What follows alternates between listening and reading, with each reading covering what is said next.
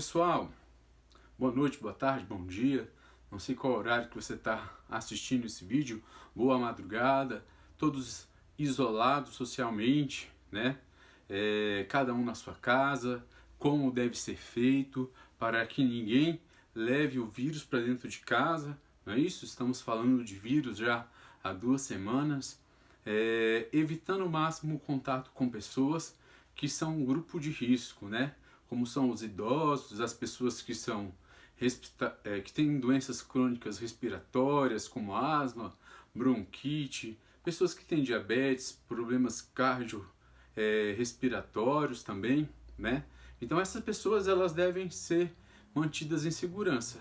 E nós, jovens, também estamos aí na linha de frente, nós podemos ser alvos dessa doença. Podemos ficar assintomáticos, mas podemos transmitir a doença para outras pessoas. Então, nós temos que tomar cuidado com os nossos hábitos. Então, o isolamento social ele é o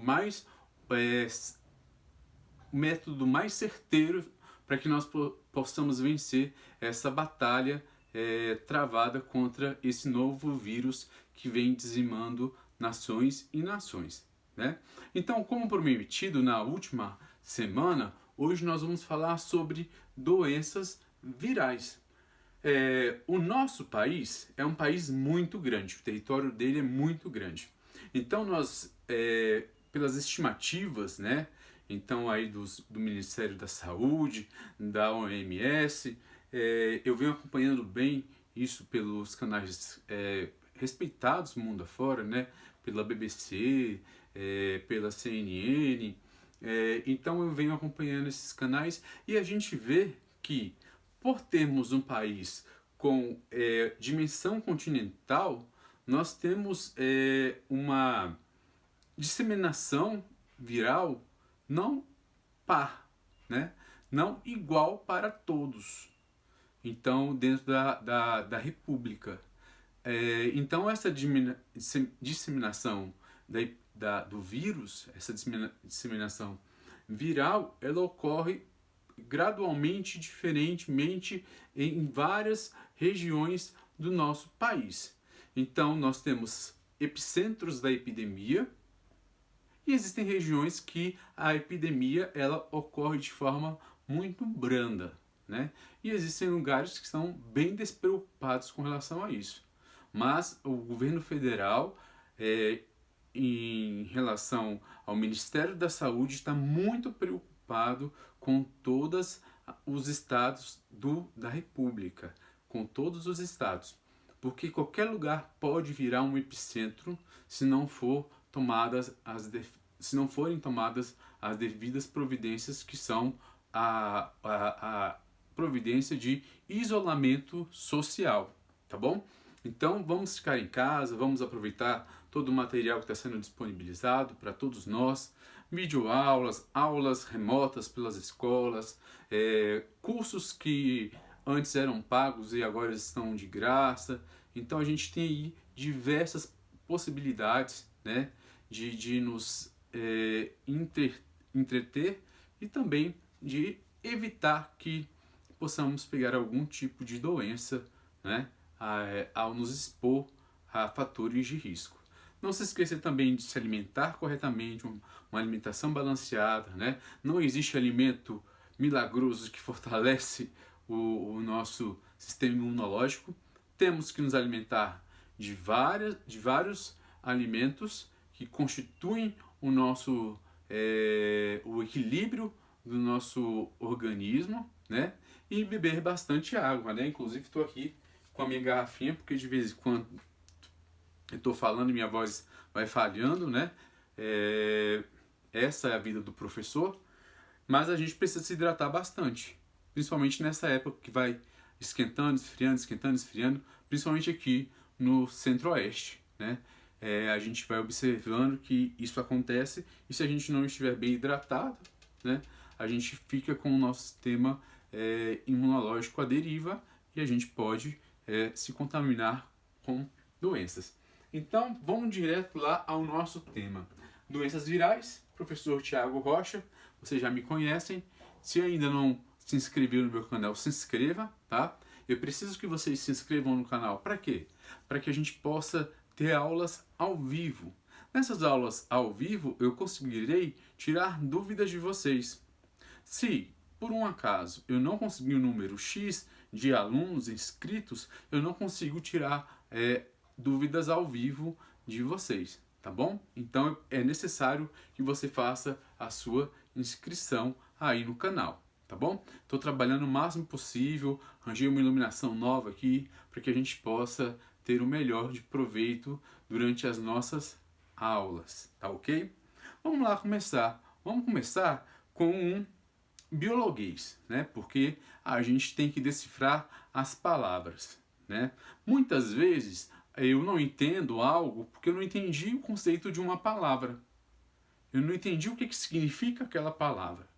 Se eu entendo o significado daquela palavra, às vezes eu consigo andar 50, 70, 80% de uma questão ou de um conhecimento para a vida. Então vamos lá para o biologuês das doenças virais e outras doenças que vão ser estudadas ao longo desse curso aqui de biologia. Então vamos lá. Primeiro conceito que a gente tem que ter é o conceito de endêmico. Endêmico ele não é só válido para doenças, mas ele é válido para todo o ecossistema. Toda vez que a gente fala que uma espécie ela é endêmica de um lugar, a gente está afirmando que essa espécie ela é típica daquela região. Então ela é específica daquela região, certo? Então se eu falar assim, galera, de onde é o pau-brasil? O pau-brasil é uma planta endêmica do Brasil. Não é lógico isso? De onde é o lobo-guará? O lobo-guará é endêmico do Cerrado. Entendem? Então existem vários tipos de seres que são endêmicos de determinadas regiões. Também, assim como nós temos doenças que são endêmicas de algumas regiões do mundo. Você perguntar, galera, de onde é endêmico o ebola, que é uma doença viral? O ebola é uma doença endêmica do continente africano. Só não virou pandemia porque a Organização Mundial da Saúde correu para que aquilo não se espalhasse. Porque se não tivesse corrido, aquilo teria se espalhado e teria sido um caos muito maior do que está sendo o coronavírus. Tá? Porque a taxa de letalidade ela varia dos 80% a 90% das pessoas infectadas pelo ebola. Tá? E aquelas pessoas que se salvam, que conseguem combater o ebola por via tratamento e por sistema imunológico, elas podem contaminar as pessoas até por via sexual 4 meses depois do período de cura do vírus ebola. Nós vamos ver isso mais para frente, ok? Outra palavrinha que a gente fica às vezes boiando, assistindo o jornal, alguém falando, alguém mandando fake news pra gente, porque tem muita gente que fica mandando fake news, né? Inclusive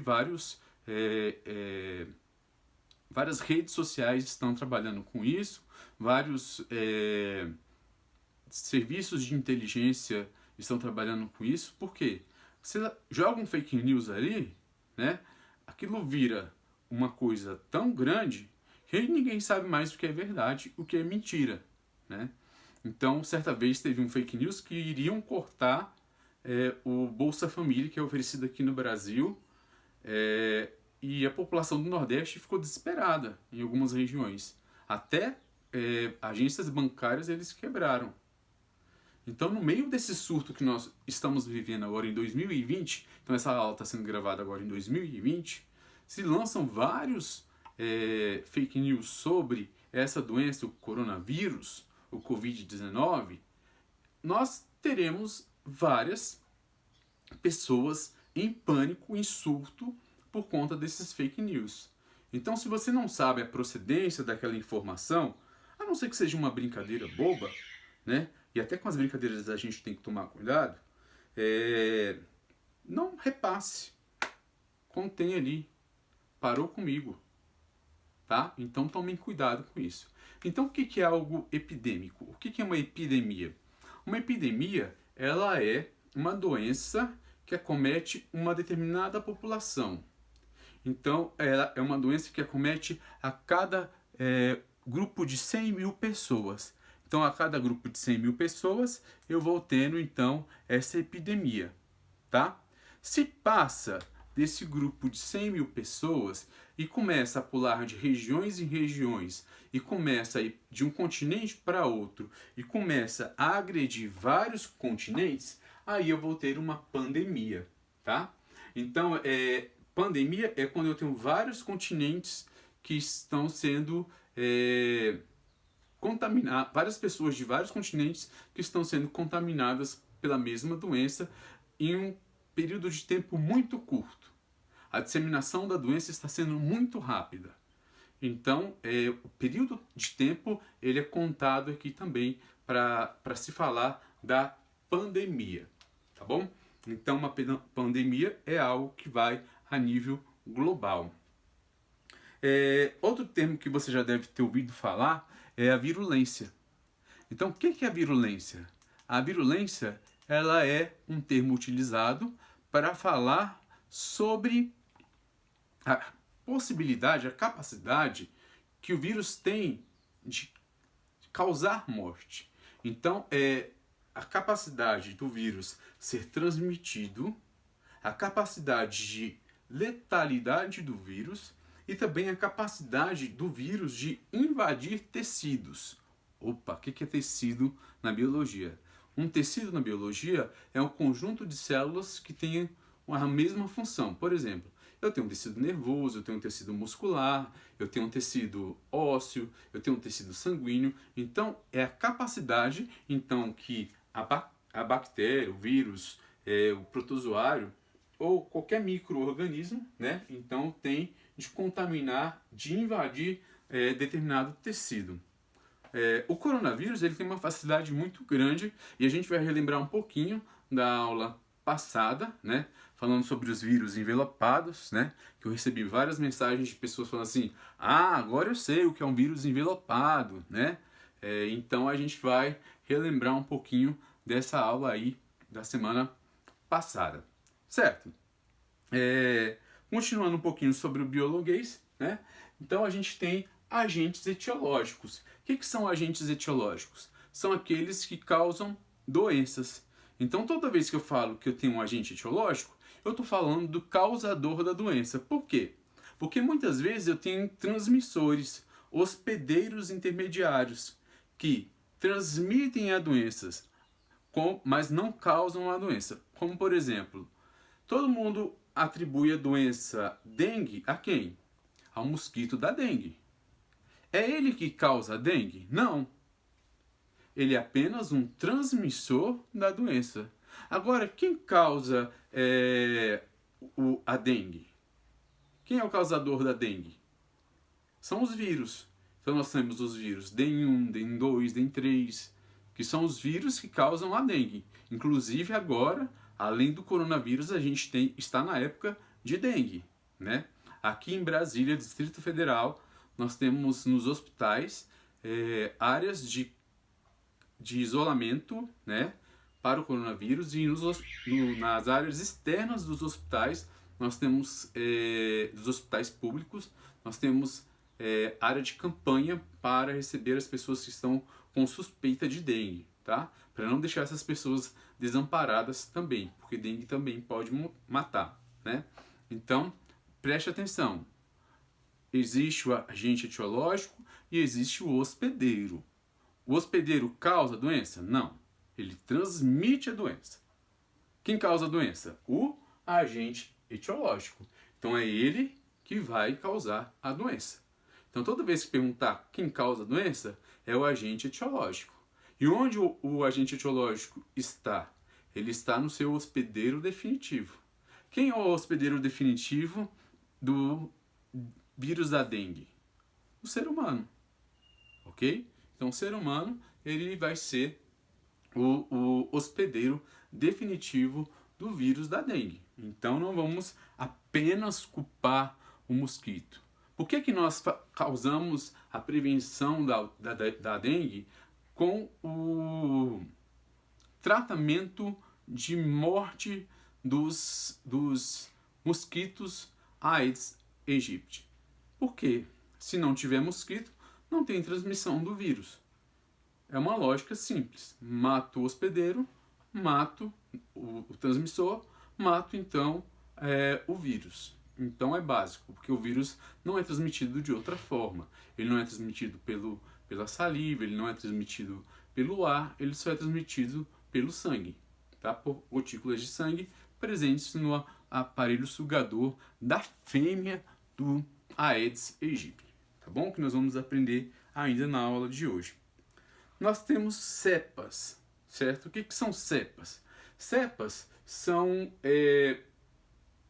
como podemos dizer, são a prole daquele vírus ou de um micro-organismo, tá? Que tem o genoma do seu antepassado, ou seja, dos seus pais, vamos usar esse termo, e nesse genoma vai determinar a fisiologia e o metabolismo daquele ser. Muitas vezes essa cepa, principalmente a cepa viral, ela vai sofrer muitas mutações. Por isso que os vírus, eles são extremamente difíceis de combater, tá? Então, nessa aula de hoje, eu não vou tratar todas as doenças virais, porque se a gente fosse entrar dentro do mundo da virologia, nós teríamos muitas doenças virais para poder falar. Hoje nós vamos falar apenas de algumas doenças virais, aquelas mais importantes que têm se destacado nos últimos 10 anos. Tá? Então a gente vai falar apenas dessas. Principalmente de doenças sexualmente transmissíveis que a gente pode considerar hoje, comparando a amostragem de 100 mil pessoas, como uma epidemia.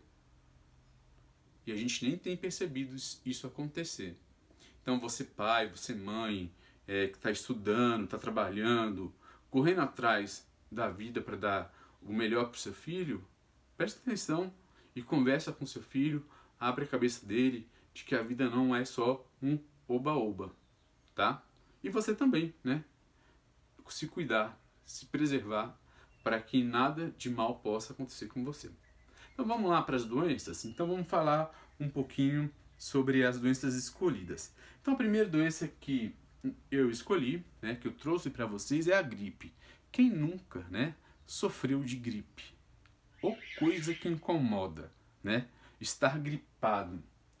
Porque o tempo inteiro a gente está com aquele incômodo, a gente quer ficar deitado, a gente não, quando está deitado quer ficar em pé, a gente perde o apetite, a gente tem febre, a gente fica tossindo, fica o nariz escorrendo, espirrando, garganta doendo.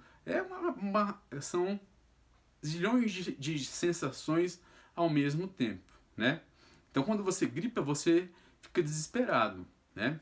Em países mais desenvolvidos, quando a pessoa está gripada, em regiões de países mais desenvolvidos, está gripado, você tem um atestado de 7 dias, no mínimo, para ficar em isolamento social, para que você não transmita essa gripe para outras pessoas, para que não vire uma epidemia. Olha só que coisa. Por quê? Porque muitas pessoas morrem de gripe.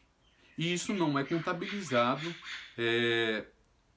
nos anuários, isso não é relatado pela mídia. Isso não é relatado pela mídia. Mas muitas pessoas morrem de gripe a cada ano, tá? Porque é um vírus que sofre muitas mutações a cada ano, por isso nós temos que tomar vacina contra a gripe todos os anos. Principalmente os idosos, principalmente as crianças, principalmente os professores, os agentes de saúde. Por quê? Porque estão em contato direto com o público. E a gente aqui no Brasil, a gente não para por conta de uma gripe. A não ser que a situação esteja muito feia, né?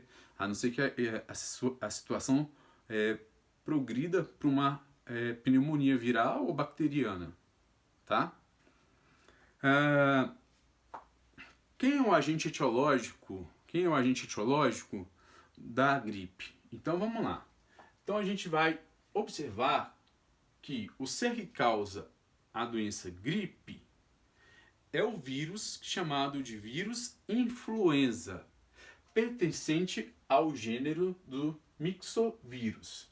Então a gente tem um nome científico para ele, que a gente chama de mixovírus influenzae, tá?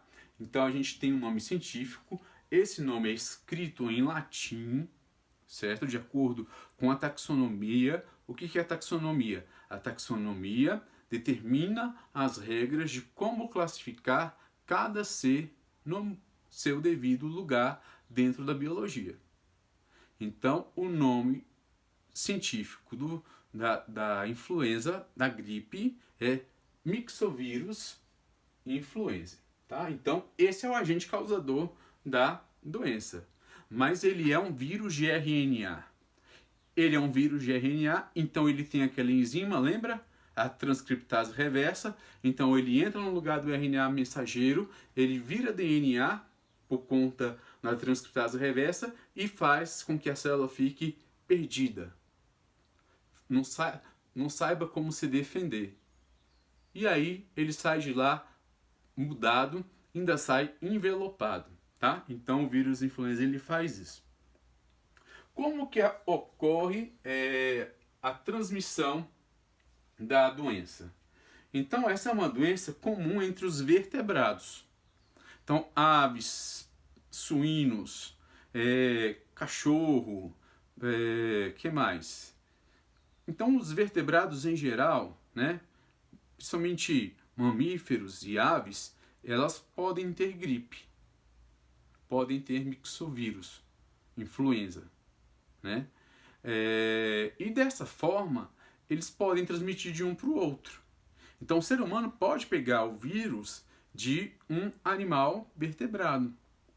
Então vocês lembram que a gente já teve gripe aviária, que já foi um grande surto que ocorreu no mundo, que também veio lá da Ásia, né? E ocupou aí o mundo, mas foi uma epidemia mais controlada, que teve uma taxa de letalidade menor e de contágio menor do que o coronavírus. Nós tivemos o H1N1, que foi a gripe suína, né? Então, todas essas são doenças que foram transmitidas de mamíferos, que são suínos, e de aves, né? Que eram, no caso, eram os frangos, e aí transmitidas para o ser humano. Quando animais vertebrados transmitem doenças para os seres humanos, eles estão causando o que nós chamamos de zoonoses. Zoonose é quando ocorre transmissão de doenças de vertebrados para seres humanos. Então, quando nós recebemos essas doenças de animais vertebrados. Tá ok? Então, vamos lá. Pintou dúvida? Escreve lá no comentário, manda para mim no Instagram, tá? Que eu vou, se eu tiver tempo, eu vou te responder com toda certeza, tá ok? Então, basicamente o influenza ele é disseminado pelo ar. Quanto tempo esse vírus pode ficar no ar? Tudo depende. Então, quando a gente está falando de fatores biológicos, a gente não tem um prazo correto para dizer quanto tempo isso pode ficar ali no ar, né? Certo? Então, a gente faria um cálculo vetorial, né? Então, a gente entraria no campo da física.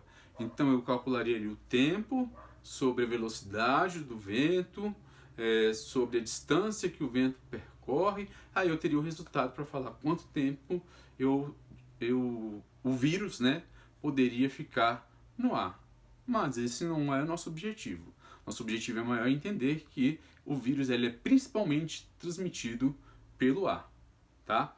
Então, na época aqui em Brasília é assim, nós temos duas épocas do ano, a época do calor e a época do frio. Na época do frio venta muito. E quando venta muito, o que acontece? A galera geral fica gripado, né? E quem não fica gripado, fica com rinite, né? Rinite alérgica. E ainda tem aqueles que ficam com combo, né? Gripado e com rinite alérgica, né? No caso, eu sou um daqueles que ficam, às vezes, com combo aí, gripado e com rinite alérgica. Mas a gente sobrevive, né? Porque o sistema imunológico já aprendeu a sobreviver na seca, fria e que venta muito. Como que a gente vai observar os sintomas da pessoa? Então, ela vai apresentar febre, calafrios, tosse seca, coriza, tá? Dores musculares. E aí vem um pequeno detalhe. As doenças virais, em si, a grande maioria, tem praticamente os mesmos sintomas.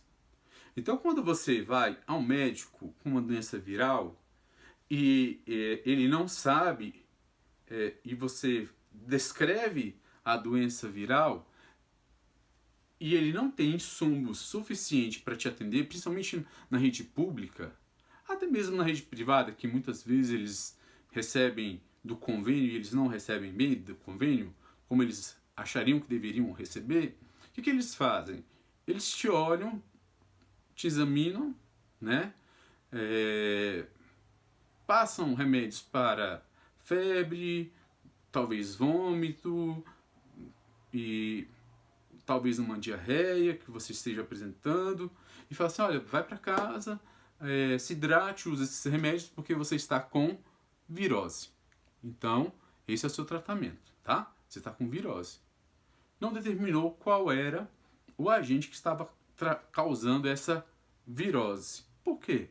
Porque falta no sistema de saúde testes o suficiente para determinar cada tipo de doença e cada cada indivíduo da sociedade ser tratado para aquele tipo de doença, né?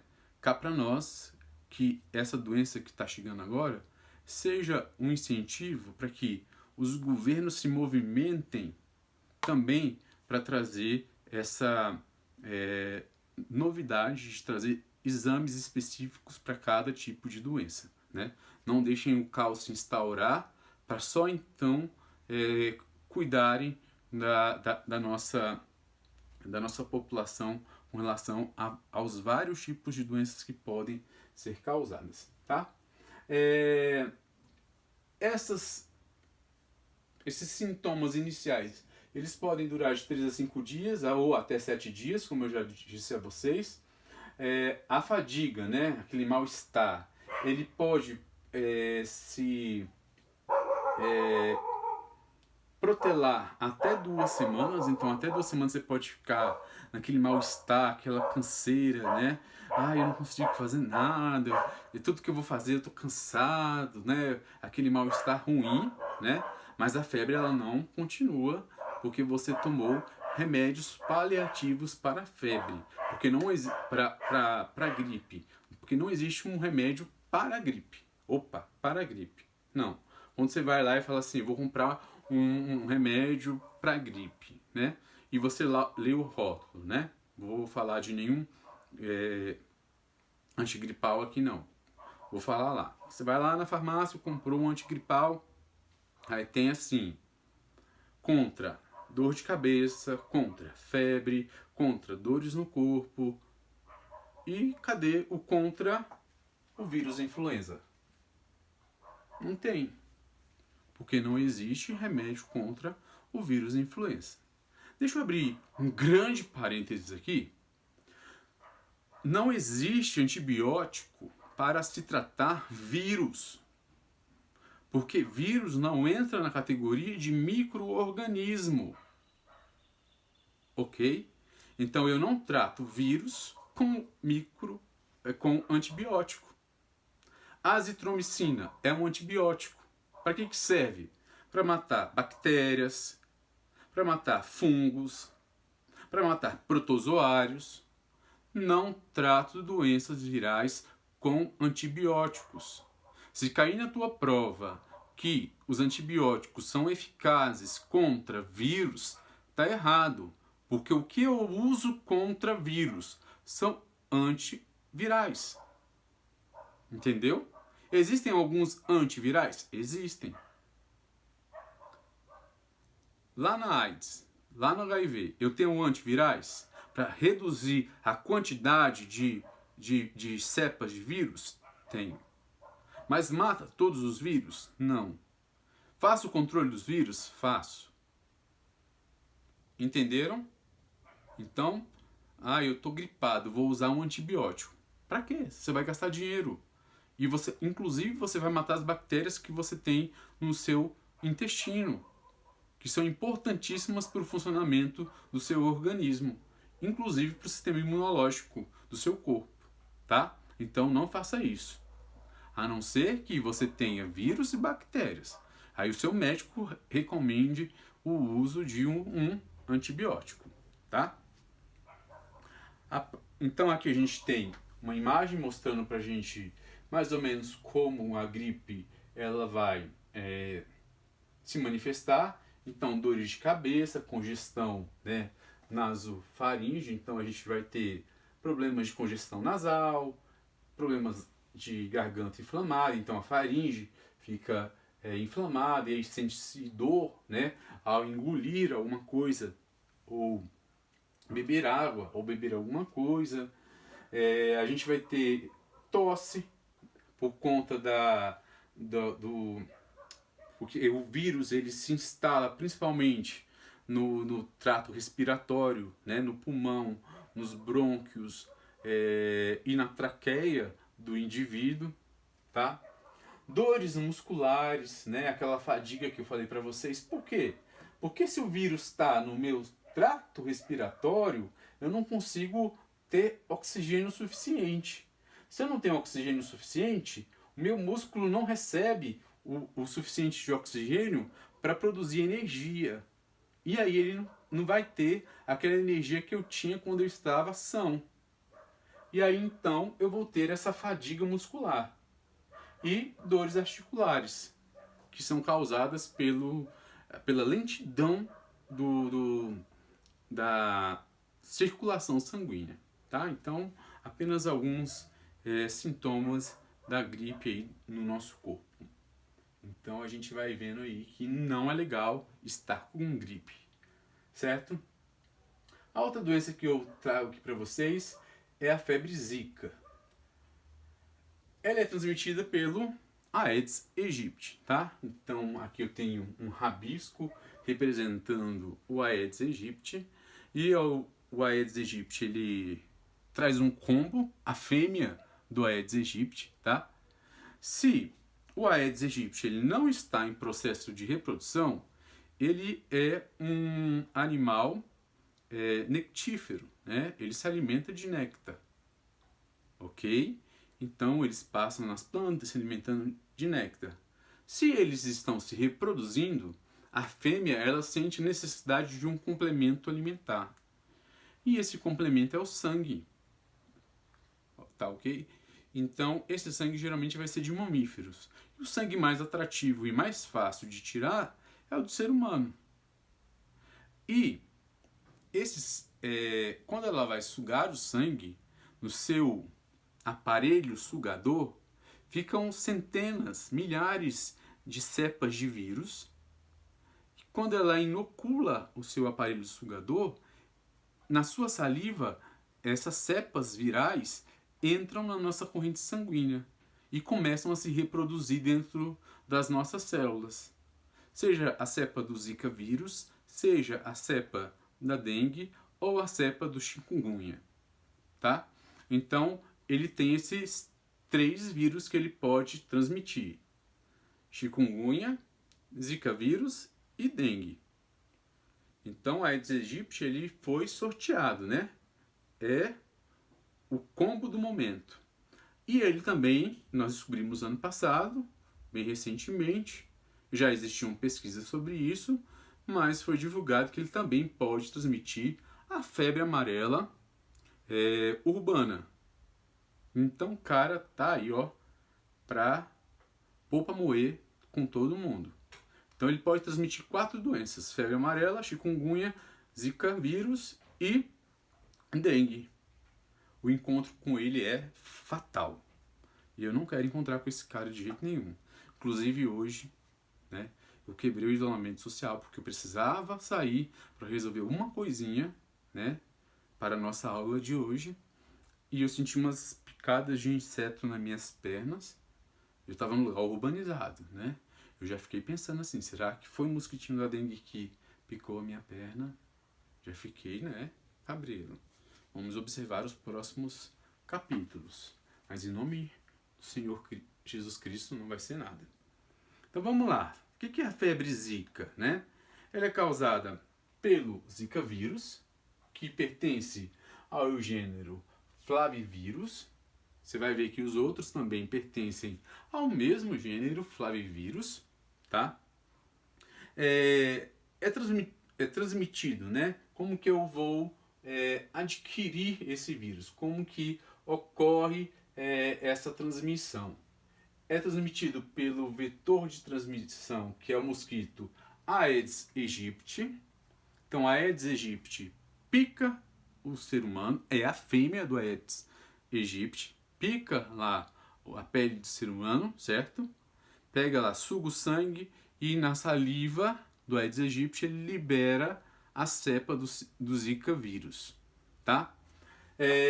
Estudos na literatura científica também relatam que o Zika vírus ele pode ser transmitido por via sexual. Então eu li alguns artigos antes de montar esse slide. Entenda que nenhum slide meu falando sobre doenças eu tiro de livros simples. Eu vou ao órgão do Ministério da Saúde, ou eu leio artigos médicos para trazer para vocês o melhor conteúdo possível, tá? Então, de acordo com artigos científicos, olha aqui, ó, ele pode ter transmissão perinatal, ou seja, da mãe para o filho durante a gestação, tá? Ou ele pode ser transmitido sexualmente. E também ele pode ser transmitido por transfusão sanguínea. Então eu vou fazer uma transfusão sanguínea e aí o meu sangue está contaminado com o Zika vírus, eu não sei, porque ele ainda não se manifestou, e aí eu transfiro para outras pessoas. Pouco provável hoje no Brasil, porque o sangue que é transmitido no Brasil, que é doado no Brasil, ele é testado antes, né? Então, esse teste que se faz antes, provavelmente não, se ele estiver contaminado com alguma coisa, ele não vai chegar até a fonte. Então, eu acho pouco provável que esse sangue ele seja levado a um indivíduo. Esse indivíduo sofra a transfusão com sangue contaminado, principalmente com Zika. Quais são os sintomas dessa doença? Então, a gente vai ter exatamente uma maculopa papular, certo? Que causa remelos nos olhos, certo? Então a gente vai ter uma dor por trás dos olhos e as glândulas dos olhos vão produzir uma grande quantidade de cera, né? De substâncias gordurosas, ok? Causando um processo conjuntival, né? Então o indivíduo vai ter uma conjuntivite, né? Sem cheiro, sem prurido, uma febre intermitente, então que fica variando, ora eu tenho febre, ora eu não tenho febre, então é uma febre intermitente, ok? Mialgia, né, que é dor nos músculos, dor de cabeça, artralgia, que é dor nas articulações, só que essa dor de cabeça é menos frequente, vão aparecer edemas no corpo. Então, sabe quando você esbarra em um móvel e aí depois de alguns dias aparece um edema e você fica assim, cara, de onde apareceu esse roxo aqui na minha perna, no meu braço? Principalmente aquelas pessoas que são mais branquinhas, né? Esbarra, aí fala assim, nossa, mas apareceu aqui um edema, um roxo aqui na minha perna e tal. Tá doendo? Não, não sei de onde que veio, né? Então, seria o surgimento desses edemas. Mas só que esses edemas, eles aparecem em várias regiões do corpo, tá? Em várias regiões do corpo. E não tem dor nesses edemas, tá? Dor de garganta, tosse, vômitos, certo?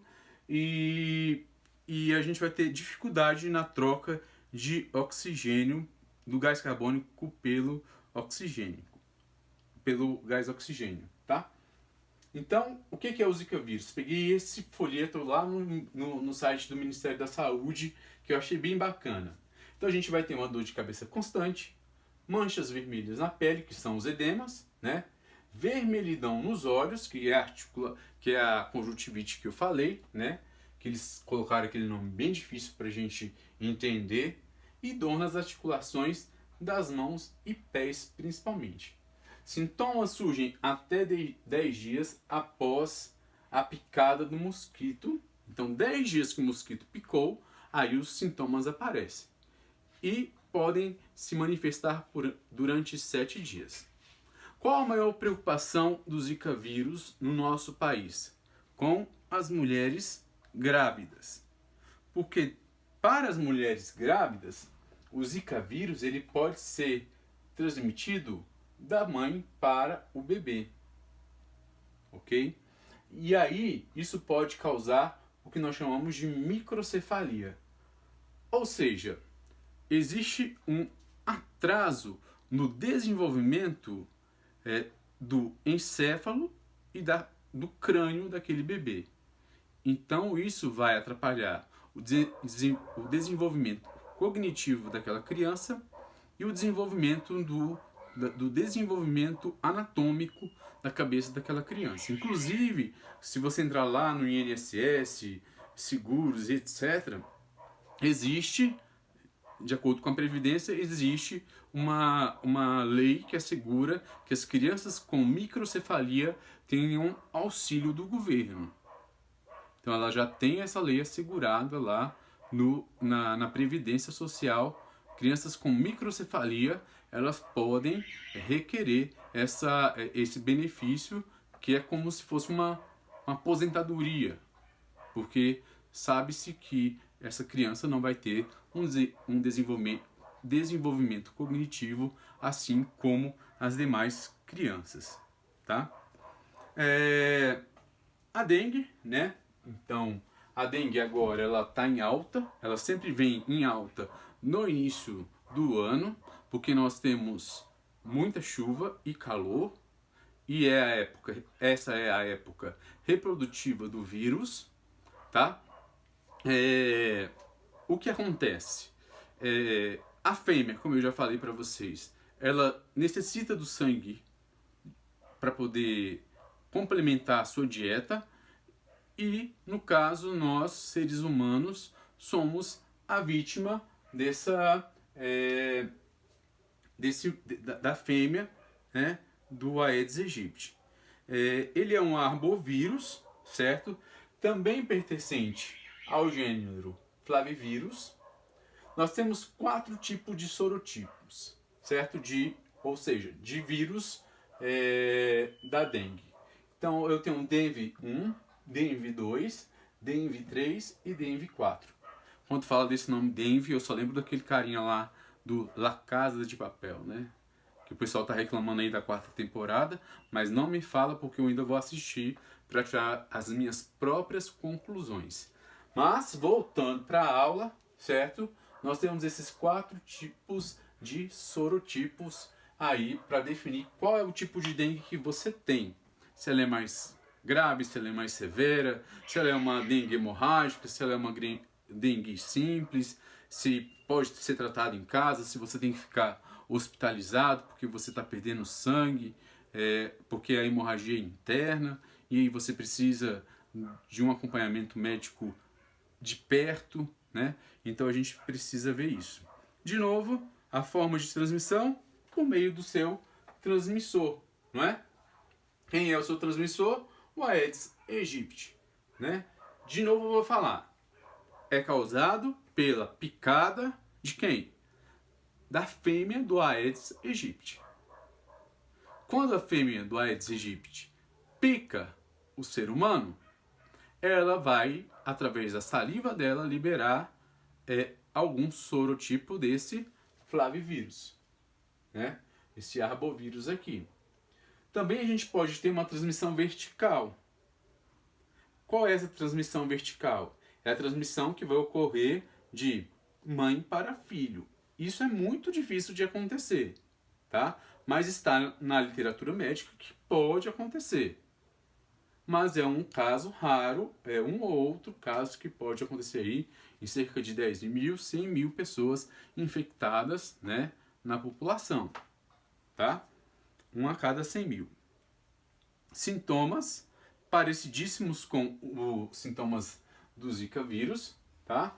Aqui a gente tem febre alta constante, de 39 graus a 40 graus Celsius, de início, abrupto, então começa de uma forma brusca, então ele não dá aviso, de repente eu estou com febre de 39, 40 graus, essa febre já é uma febre que pode levar um indivíduo a convulsões, por exemplo.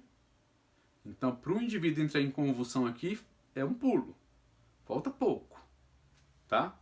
Se ele tiver um sistema imunológico frágil, então, com certeza, ele vai entrar em convulsões, certo?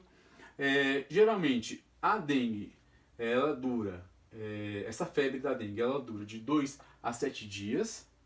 A gente costuma dizer que ela tem um período de moléstia, né? Aquele período onde você se sente extremamente mal, extremamente ruim com a doença.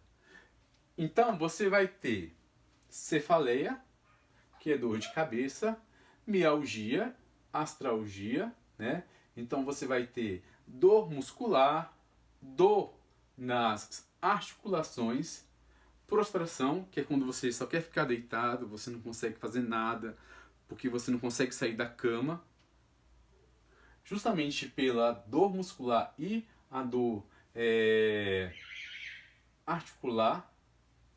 Você vai ter dor retroorbital, então você vai ter dor por trás dos olhos.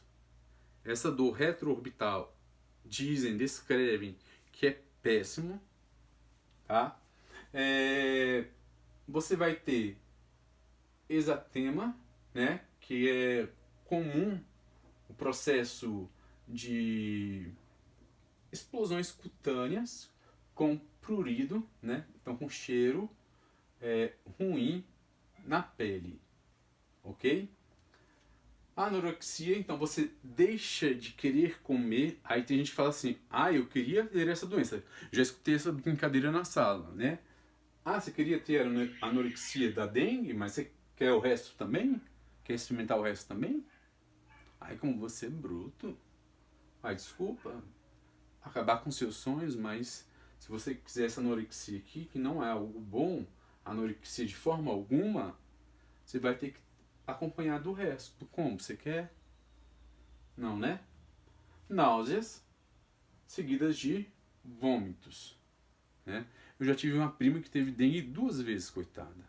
E esse ano, no meio da briga com o coronavírus, que ela teve suspeita de dengue, né? Foi ela para o hospital chorando, achando que estava com a 3ª vez com dengue. Então aqui a gente tem 2 tipos de dengue, né? Aqui no comparativo da imagem. No canto de cá a gente tem a dengue simples, ali a gente tem a dengue hemorrágica, tá? Os sintomas são basicamente os mesmos, né? Como a febre, a perca da fome, etc. O que se acrescenta na dengue hemorrágica? Então, como o nome já diz, ela vai ter um processo hemorrágico interno. Então eu vou estar perdendo sangue internamente. Então eu vou ter rompimento de vasos que façam eu perder sangue. E com esse rompimento de vasos, eu vou ter letargia, então eu vou ter um estado de sonolência, uma lentidão para responder, então eu fico letárgico para reações e etc. Eu vou ter uma hipotensão postural, eu não vou ficar com tonturas, não vou saber me localizar, não vou conseguir me manter em pé, porque vai estar afetando a região do meu encéfalo que faz com que eu permaneça ereto, certo? Que me faça continuar ereto. Sangramentos na boca, garganta e nariz. Então, sangramentos são evidentes e constantes. Vômitos persistentes, ok? Aumento de líquidos nas membranas, como principalmente no peritônio, né? Que é a membrana que envolve aqui a região abdominal, então envolve a região dos órgãos abdominais, certo? Na pleura, que é a membrana que recobre o pulmão, tá? Então aqui os pulmões eles vêm recobertos por uma membrana chamada de pleura, bonito, né? Esses nomes. E no periocárdio, que é a membrana que envolve o coração. Então tá aqui envolvendo o nosso coração. Dor intensa e contínua no abdômen, exatamente pelo processo de sangramento, pelo processo hemorrágico, tá, pessoal? Então, basicamente é isso. Aqui falando a mesma coisa, tá? A outra doença também transmitida pelo, vou dar uma acelerada aqui, pelo o Aedes aegypti é o chikungunya, tá? O vetor transmissor é o Aedes aegypti, a fêmea do Aedes aegypti, com a picada, né? Então com a picada da fêmea ocorre a transmissão desse vírus, o vírus chikungunya, do gênero Flavivirus. Então vejam, os três são do mesmo gênero, tá? Então, Flavivírus chikungunya, Flavivírus Zika, Flavivírus Dengue 1, Dengue 2, Dengue 3 e Dengue 4. Os sintomas: febre acima de 39 graus, de início repentino, como foi na dengue, dores intensas nas articulações, pés e mãos, dedos, tornozelos e pulso. Pode ocorrer também, tá? Não é certeza que vai ter. Dor de cabeça, dores no músculo e manchas vermelhas na pele. Isso pode acontecer. Não é certeza que terá. Ok? Então aqui tem um encartezinho do Ministério da Saúde falando qual é a prevenção. Qual é a prevenção para essas três doenças? Não deixar a água acumular. Não apenas água limpa, água suja também. Limpar o seu lote, né, para ver se não tem nada ali acumulando água, para que você não seja um criador de mosquitos Aedes aegypti e que ponha em risco a sua vizinhança, a sua cidade, né, contra essas doenças, né, dengue, zika, chikungunya, etc. Tá? Então aqui eu tenho um quadro comparativo com as três doenças. Então eu tenho a zika, a chikungunya e a dengue, né? Com o fator febre, eu vou ter febre baixa e pode estar presente. No caso da chikungunya, eu tenho febre alta de início imediato, quase sempre presente. E na dengue eu tenho alta e de início imediato, sempre presente. Dores nas articulações. Na zika, eu tenho dores leves que podem estar presentes. No chikungunya, eu tenho dores presentes em quase 90% dos casos. Na dengue, eu tenho dores moderadas e quase sempre presentes. Manchas vermelhas na pele. Quase sempre presentes e com manifestação nas primeiras 24 horas. Se manifesta nas primeiras 40 horas, pode estar presente. Ou seja, não é certeza que os indivíduos com chikungunya eles vão ter as manchas na pele, mas podem ter, né? Aqui não, aqui eles vão certamente ter. Manchas na pele para dengue pode estar presente, não diz o período de manchas na pele. Geralmente essas manchas na pele aparecem na pessoa que tem dengue hemorrágica, tá galera? Coceira pode ser leve a intensa e pode estar presente. Presente em 50 a 80% dos casos, intensidade leve. E é leve e pode estar presente aí no caso da dengue. Então a gente pode estar presente ou não. Esse aqui é o nosso amiguinho, tá? Menor que 1 centímetro. Então se você vê um mosquitinho voando por aí e ele está visível ao olho nu, né? Igual eu estou vendo um agora, não se espante, ele não é um Aedes aegypti gigante. O Aedes aegypti ele é pequenininho, né? Como se fosse uma drosófila, que é uma mosquitinha de fruta. Então ele é bem pequenininho, menor que 1 centímetro. Pensa uma coisa menor que 1 centímetro, né? Então, corre aí na régua e veja, né? Coisas menores que 1 centímetro aí. Tem o corpo e asas pretas e ele é marcado por manchas brancas nas patas e no corpo, tá? Então, se você tiver uma lupa, vou pegar aqui uma lupa. Espera aí. Segura a mão. Então, se você tiver uma lupa de investigador, como essa, meu sobrinho Enzo adora, né? Aí você pega o mosquitinho e aí você verifica se ele tem manchas brancas pelo corpo e se ele tem asas e corpo preto. Investigação biológica. Aí você sabe que você foi picado por um indivíduo que causa a dengue. Aqui no nosso mapa mundi, a gente vai observar o seguinte, que a região que mais apresenta a circulação do Aedes aegypti é a que tem bolinhas azuis. E que tem circulação do vírus são aqui o verde claro, certo? E onde tem casos de Zika confirmados é o verde escuro. Onde tem mais bolinha azul, pessoal? Brasil. Quais são as regiões que a gente mais vai ter casos? Regiões, aqui tem uma linha imaginária chamada de linha do Equador. Essas regiões que são transpassadas pela linha do Equador, elas são diretamente afetadas por essas doenças virais tropicais, porque essas regiões elas são favoráveis para o desenvolvimento dos vírus da dengue, da zika e chikungunya, tá bom? Então veja que nós somos campeões dessas doenças e olha o tanto de Aedes aegypti que tem no Brasil comparado ao restante do mundo, né? Então aqui região africana, Oriente Médio, Ásia, né? Oceania.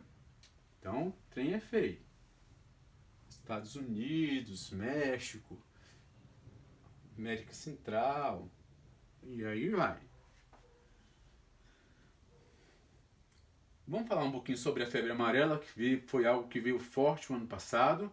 Se você não está imunizado, não tomou vacina contra a febre amarela, quando passar um pouquinho quando tiver mais calmo os hospitais, tiver liberado esse isolamento social, procure um posto e atualize a sua vacina de febre amarela, tá?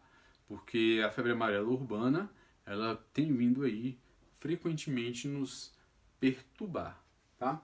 A febre amarela, ela também é um arbovírus, também é um flavivírus, né? Então, também vem lá do gênero da dengue, da zika, tá? Pertencente à família Flaviviridae, tá? Pertencente à mesma família que os outros seres que participaram das outras doenças, tá? Ela é transmitida por alguns mosquitos, inclusive pelo mosquito Aedes aegypti, tá?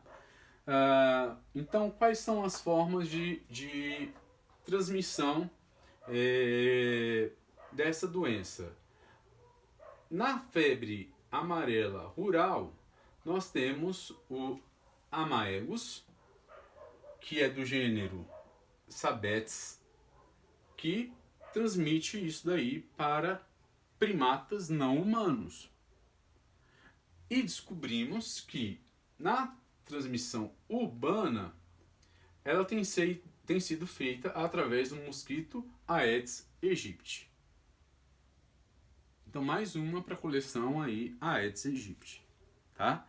Então, vamos tratar aí dos nossos quintais, cuidar dos nossos quintais. É uma doença infecciosa grave, né? Os sintomas iniciais são fracos, como uma febre leve, náuseas e etc. Depois desse início, esses sintomas fracos, eles podem durar até 3 dias. Depois vem uma recuperação rápida, que dura, de acordo também, num período de 2 a 3 dias. E algumas pessoas podem apresentar uma recaída forte, onde eu vou ter uma insuficiência hepática, ou seja, uma insuficiência renal, ou uma insuficiência do fígado, onde o fígado ele vai começar a não trabalhar da forma que ele deveria.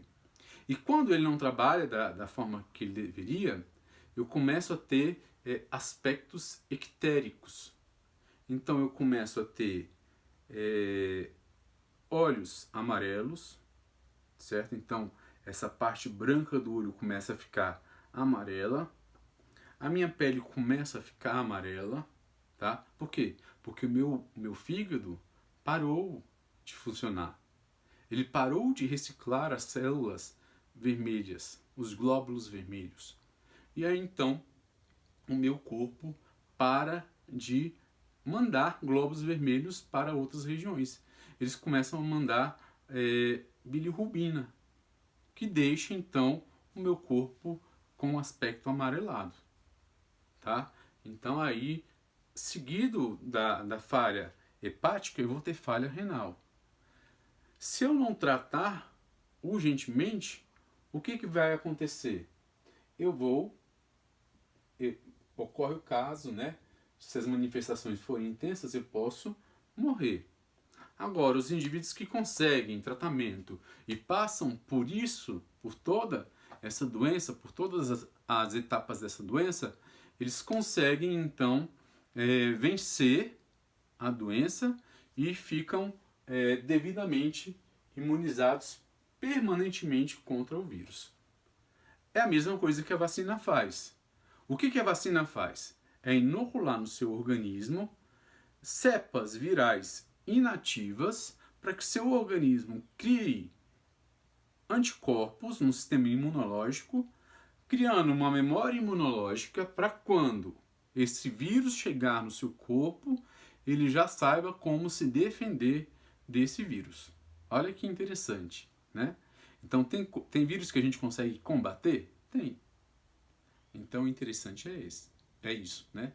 A gente se aliar com a ciência para aquilo que acontece. Ah, não, mas eu não vacino meus filhos porque vacinação é exterminação mundial, de acordo com determinadas seitas e não sei o quê. Meu amigo, vai vacinar seus filhos. Para de criar paranoia, vai ler uma Bíblia, né? É melhor. Negócio de conspiração mundial. Conspiração mundial é você não ler a Bíblia, você não comprar livros de biologia de boa procedência, é não assistir minha videoaula e entender para que serve uma vacina. Então, meu amigo, faça isso. Siga o meu conselho, vacine, imunize seus filhos e se imunize. Inclusive eu tenho que tomar uma dose aí de uma vacina, né, depois de ser macaco velho. Ebola. Essa doença é muito triste, gente.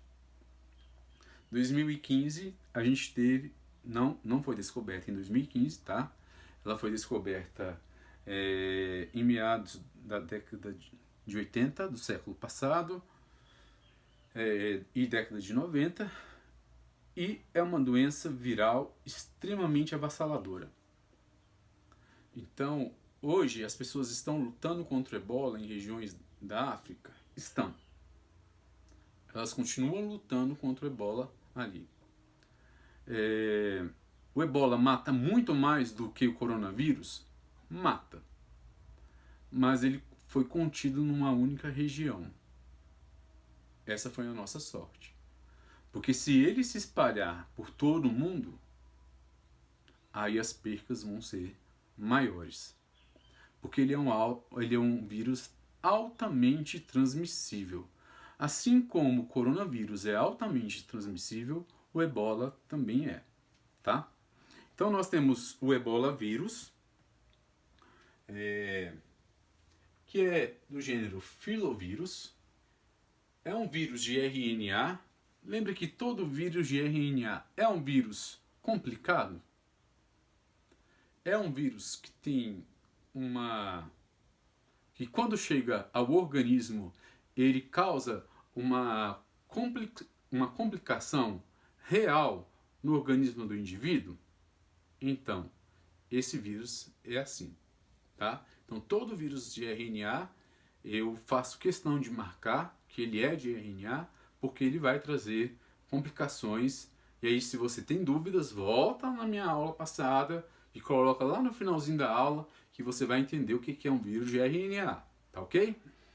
E é da família Filoviridae, certo? Filoviridae, tá? Esse daí aqui some, que é do latim, e vira de, ok? Filoviridae. Transmissão, pessoa a pessoa, tá? Então, aparentemente, né, só pacientes graves que vão transmitir, né, a partir de qualquer fluido corporal, suor, saliva, coriza, tosse, sêmen. Então tudo isso pode contaminar. Seringas e agulhas contaminadas, contato sexual, né? E a doença afeta seres humanos e primatas não humanos, como macacos, gorilas e chimpanzés, tá? Dizem que a doença veio desses primatas não humanos, né? Pela alimentação de tradição de tribos africanas que se alimentaram desses animais e aí acabaram contraindo esse vírus, né? Seria então uma zoonose. Então, comeram e contraíram a doença. E aí tem que arcar com os sintomas dessa doença, né? Início súbito de febre alta, tá? Então a gente tem uma febre alta aí. O ebola também é chamada de febre hemorrágica ebola, ok? Então, fraqueza intensa, dores musculares, dor de cabeça, dor de garganta, são os sinais típicos, sinais iniciais. Depois desses sinais iniciais, a gente tem vômitos, diarreia, disfunção hepática, então, o fígado começa a não trabalhar direito, o que vai levar a processos hemorrágicos, tá? Erupções cutâneas, então feridas surgem na pele, então a gente tem erupções cutâneas, seguido de insuficiência renal, o rim já não consegue filtrar o que está no sangue, e em alguns casos, que já estão perto, né, da letalidade, hemorragia tanto interna como externa. A letalidade, como eu falei para vocês, hoje ela está variando de 80% a 90%. Na época que eu peguei esses dados, que foi a época que teve o grande boom do ebola, né, estava em 90% dos casos. Então o cara que saía vivo dessa doença, ele era um grande ganhador, né? Então hoje, né, que está mais controlada, é entre 80% e 90% dos casos.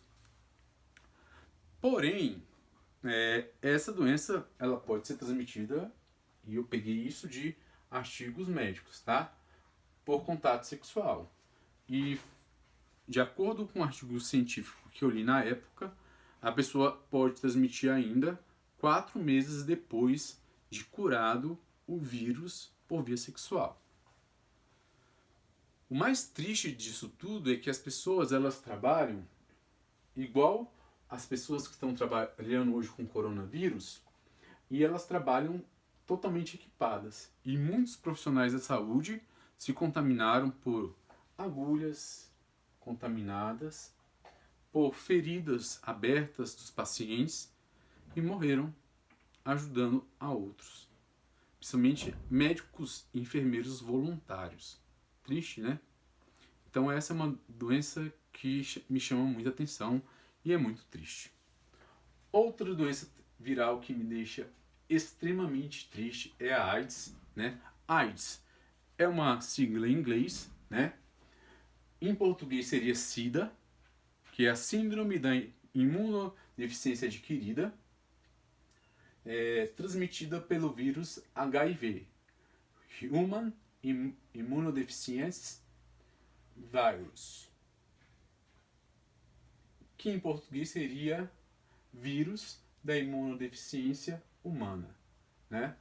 É um retrovírus, ou seja, é um vírus de RNA da família Retroviridae, ou seja, retrovírus, e subfamília Lentivirinae, né? Lentivirinae. Esse nome já diz sobre letalidade. Esse vírus ele surgiu principalmente ali na década dos anos 70. Foi um vírus que as pessoas que sofria muita discriminação, como sofrem ainda hoje, em pleno século XXI. Então nós estamos em 2020 e as pessoas ainda sofrem preconceito contra do vírus, tá? Eu tenho uma aluna que se formou já há algum tempo, é minha amiga até hoje, está terminando o curso de enfermagem, já fez enfermagem, né? Está terminando enfermagem na Escola de Saúde aqui de Brasília, e ela faz o trabalho dela todo voltado para pessoas contaminadas com HIV. Olha que iniciativa bonita, né? Trabalhar com pessoas que são extremamente discriminadas por várias camadas da sociedade, né? Como ser transmitido? Principalmente por via sexual. Então, pessoas que fazem sexo sem preservativo. Como assim? Apenas o preservativo, ou seja, a camisinha, protege o indivíduo contra a AIDS. Se não for preservativo, nada mais vai impedir que o indivíduo tenha uma doença sexualmente transmissível. Anticoncepcional não vai proteger o indivíduo. Pílula do dia seguinte não vai impedir que o indivíduo tenha uma doença sexualmente transmissível, que são as DSTs. Apenas camisinha. Sexo seguro. Eu costumo dizer em sala de aula que quem vê cara não vê fluxo sanguíneo, né? Então, aparentemente eu posso estar bem. Mas como que está o meu sangue? Será que por dentro está tudo ok? Será que eu faço exames de frequência para saber se está tudo ok? Esse que é o caso. E será que todas as pessoas falam a verdade realmente? Esse é o detalhe. Pode ser passada de pessoa para pessoa através de transfusões de sangue. Pode ser passada por compartilhamento de seringas, principalmente de pessoas que usam drogas injetáveis, né? Então, pessoas que são viciadas em drogas injetáveis compartilham seringas e acabam se contaminando. Então, isso também é uma forma de ter AIDS, tá? De se obter o HIV e possivelmente desenvolver a síndrome da imunodeficiência, tá? E durante a gestação, né? A mãe pode passar isso de forma congênita para o filho durante o parto. É por isso que a mãe que tem HIV, sabe que tem HIV, ela tem que fazer o pré-natal de forma acompanhada. Esse pré-natal tem que ser levado até o final. O parto tem que ser feito de forma diferente e essa mãe não pode amamentar. E o bebê, depois que nasce, ele tem que tomar o coquetel, né, que a gente chama, que são vários remédios, durante 4 anos, para que ela não tenha a possibilidade de produzir os vírus e seja livre do HIV, seja livre da AIDS e tenha uma vida normal, né? Mas a gente sabe que muitas mulheres não fazem o pré-natal, porque muitas mulheres vivem em estado de como eu posso dizer? Vivem à margem da sociedade. Vivem nas ruas, vivem drogadas, ficam grávidas, não sabem de quem, não procuram ajuda e acabam não fazendo pré-natal, estão contaminadas com a AIDS, têm um filho de qualquer forma e acabam então contaminando a criança e a criança cresce também soro positivo, ou seja, cresce com AIDS, né? Isso é muito triste. Os sintomas. Cara, os sintomas eles são inicialmente muito singelos, muito simples, quase que imperceptíveis. Em algumas pessoas é como se você estivesse com um resfriado, com uma gripe. Então você apresenta febre nos primeiros dias, tá? Apresenta febre, tosse, espirros, mas passa, né? E aí você fica assintomático. Isso demora 5, 10, 20 anos. E aí, depois desse tempo, você não sentiu nada, você começa a apresentar sintomas mais pesados. Não pelo HIV, mas por doenças que são oportunistas. Então você pode ter uma pneumonia viral ou fúngica. A coisa mais difícil de acontecer no indivíduo que tem o sistema imunológico sadio é uma pneumonia fúngica. E os indivíduos que têm HIV e que desenvolveram a AIDS, por que eu falo que tem HIV e desenvolveram a AIDS? Porque tem portadores de HIV que não desenvolvem a AIDS. Eles são portadores, não desenvolvem a AIDS, mas eles podem transmitir o HIV para pessoas que vão desenvolver a AIDS. Ok? Então, eles começam a arcar com os frutos de outras doenças, e é quando eles vão procurar um médico e descobrem que eles estão infectados com o HIV e que desenvolveram a AIDS, a síndrome da imunodeficiência adquirida. Por quê? Porque o vírus da AIDS, ele é um retrovírus, tá? E aí eu já mostrei isso na aulinha passada. Ele tem uma proteína chamada de CD4 no envelope que vai fixá-lo ao linfócito, que é uma célula, é um tipo de glóbulo branco, que é uma célula de defesa do nosso organismo. Ele vai entrar, né, com o seu material genético, o RNA, e a sua enzima transcriptase reversa, fazendo que ocorra a produção de um DNA viral. Esse DNA viral ele entra no núcleo da célula, ele força a célula a produzir mais RNA viral, proteínas virais, e sai da célula com o núcleo capsídeo. O que é o núcleo capsídeo? É o material da célula, material genético, no caso aqui é o RNA, o capsídeo, que é a cápsula proteica, mas a membrana da célula hospedeira. E aí saiu um novo vírus formado. E esse vírus aqui, ele é um vírus envelopado. Envelopado de quê? Envelopado de glóbulo branco. Envelopado de linfócito. E os linfócitos são as células que comandam o sistema imunológico. É por isso que a doença se chama Síndrome da Imunodeficiência Adquirida.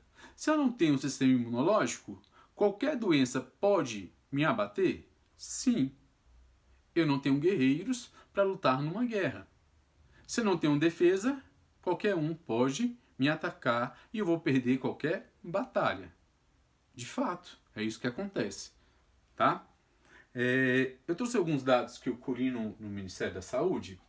Então, aqui a gente tem dados de 2000 a 2013, né, mostrando as triagens que foram feitas pelo SUS e pelas secretarias de saúde. Tá? O SUS hoje ele oferece gratuitamente 22 medicamentos para pacientes que são soropositivos. Desse total, 12 são produzidos aqui no Brasil. Tá? Ele criou 518 centros de testagem e acolhimento, que são chamados de CTA. Fiz sexo sem camisinha, tenho vergonha de ir a algum lugar para testar, minha família vai saber. Não, ninguém tem que saber. É sigiloso. Você vai a um CTA, procura no Google onde tem um CTA, você vai até lá, vai fazer o teste sai na hora, tá? Então, questões de minutos. Existe um teste chamado de teste rápido, que é o que eles querem fazer também para o coronavírus, né? Então, você procura um CTA e aí você vai descobrir se você tem essa e outras doenças sexualmente transmissíveis. É melhor saber e cuidar, que aí você vai receber os remédios, os medicamentos grátis. A sua família não precisa ser informada, a menos que você queira, certo? E você vai ser tratado por uma série de médicos especializados nessa doença, inclusive assistência psicológica. Muito importante isso, tá? Essa iniciativa aí do SUS, do Sistema Único de Saúde. Então, olha só, estima-se hoje que no Brasil nós tenhamos 720 mil pessoas que vivem com HIV e AIDS, tá? 150 mil pessoas não sabem que são soropositivos no Brasil. 150 mil pessoas. E essas pessoas, elas podem ter vida sexual ativa, ou seja, ou melhor, vou melhorar a minha frase. Essas pessoas têm vida sexual ativa e podem estar transmitindo o HIV para outras pessoas. Que perigo, né? Esse número só vai crescendo. A prevalência da infecção de 0,4% na população sexualmente ativa é de 15 a 49 anos. Essa é considerada estável desde 2004. E a taxa de detecção de AIDS no país está estabilizada em 20 casos a cada 100 mil habitantes, o que representa cerca de 39 mil casos novos da doença cada ano. Isso dados até 2013. Vamos para a realidade presente. Olha só, de 2013 para cá, cresceu o número entre os jovens de 15 a 24 anos. Estou falando de jovens como você, de 15 a 24 anos, tá? Que tem a vida sexualmente ativa esconde isso dos pais, esconde isso das amigas, dos amigos, e que não usam preservativo e que acham que AIDS tem cura. AIDS não tem cura, mas tem tratamento. Então procure ajuda. Faça um teste, certo? Então olha só, jovens de 15 a 24 anos, ok? Em 2004 eram notificados 3.453 casos, ou seja, 9,6 por 100 mil habitantes. Em 2013, isso aumentou em um número de 1.000 casos. Foi de 3 mil para 1.000, ou seja, de 4.414 casos de AIDS. 12,7 por 100 mil habitantes. Se a gente pegar os dados de hoje, de 2020, os dados vão ser muito maiores. Muito, mas muito maiores. Então, a prevenção é a maior solução para a prevenção de AIDS.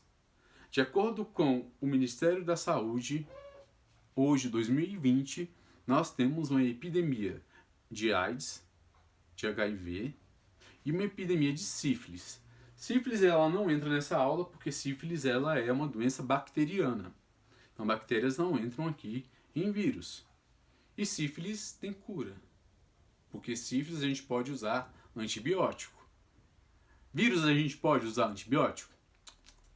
Não, aprendemos no início da aula, né? Vírus a gente só usa antivirais. Todo vírus tem cura? Não, a maioria não tem cura. Apenas alguns, tá? E caminhando para o final da nossa aula, então olha que legal isso aqui.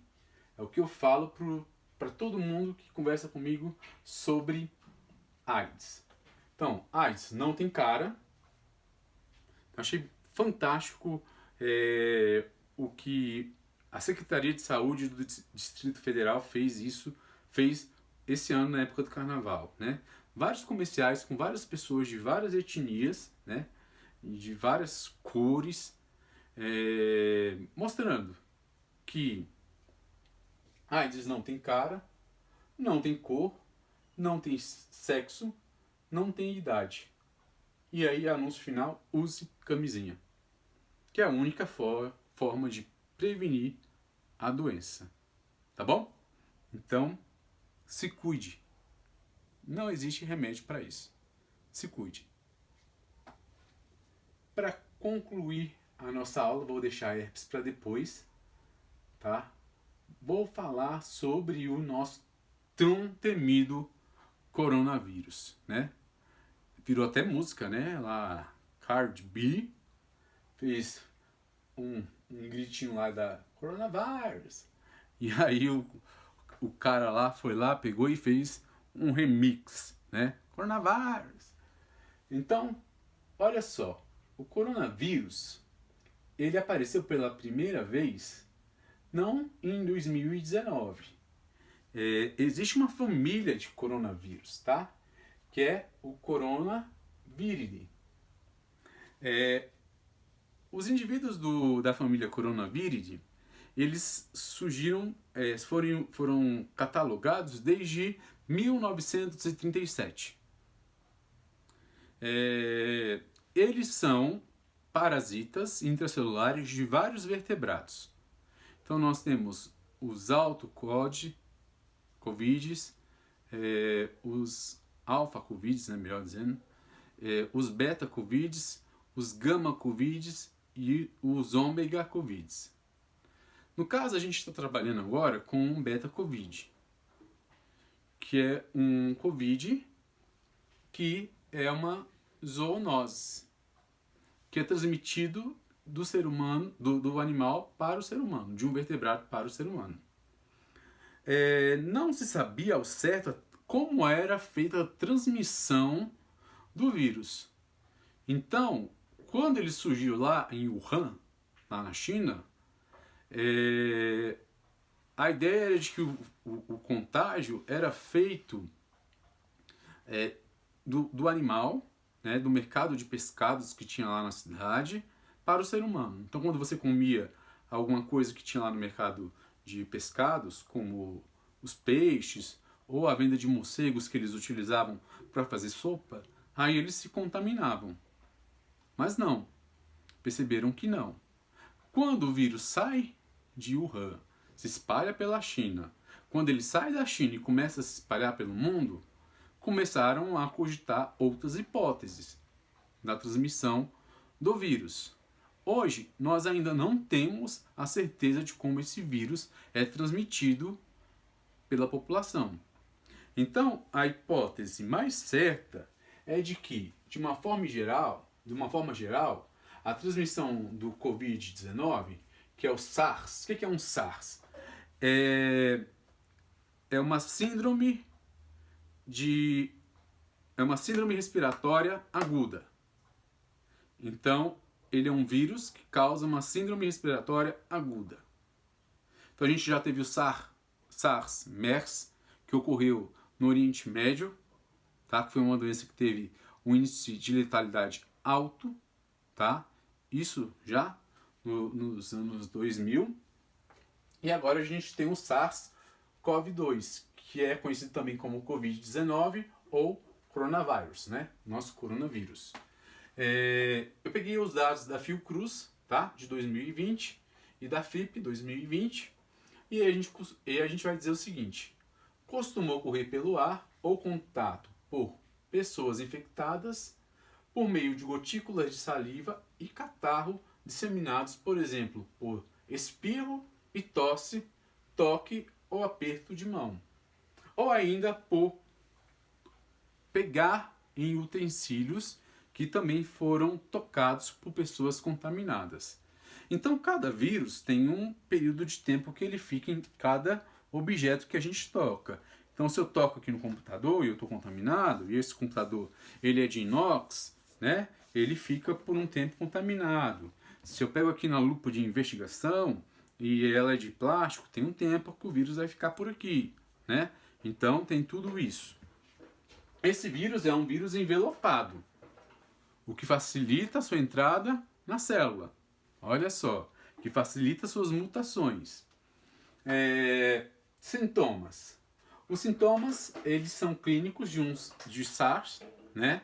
Então ele vai causar problemas respiratórios, porque ele vai se fixar no eixo respiratório, no nosso sistema respiratório. Então ele vai causar falta de ar, espirros, tosse. Já falei da dificuldade para respirar e febre. Se você tiver esses 4 sintomas, você deve procurar um médico. Se esses sintomas não forem agudos, você deve ficar em casa, para que eles não sejam atenuados. Agora, se você é uma pessoa que tem algum tipo de doença crônica e tem esses sintomas, procure o médico de imediato, tá? Então você deve procurar um médico de forma imediata. Se você está com uma forte dificuldade de respirar e apresentou os demais sintomas, vá ao médico o mais rápido possível. Porque nós não temos a noção do que nós estamos lidando até o momento. Existem pesquisadores trabalhando nisso pelo mundo inteiro. E a gente não tem noção do que nós estamos lidando. O crescimento da contaminação é exponencial. Então hoje não tem como ter um isolamento vertical.